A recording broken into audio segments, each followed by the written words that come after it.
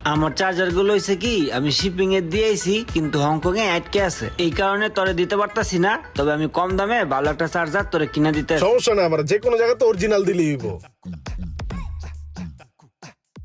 ভাইয়া একটা অ্যাপেলের অরিজিনাল চার্জার দেন তো। এই নেন ভাই অরিজিনাল চার্জার এটা। ভাই দাম কত এটার? এটার দাম ভাই 4000 টাকা। খাইছে রে 4000? কিরে হায় হায়, চার্জারের দাম 4000 টাকা। বন্ধুরে তো বাস দিয়ে দিব। এই তো ঠিক আছে ভাই, একটু কম দাম হওয়ার কথা না? আর বেটা দাম অনেক বেশি চালাইছে। এই চার্জারের দাম এত না। ভাই ব্রাদারের একটা দোকান আছে, তোর ওই দোকানে লয়ে যাই। ওই মনে কর আমার লাগে দাম লয়ে কোনো সলি বলি করবো না, একদম পানির দামে তোর একটা চার্জার লয়ে দিই চল। ঠিক আছে চল যাই।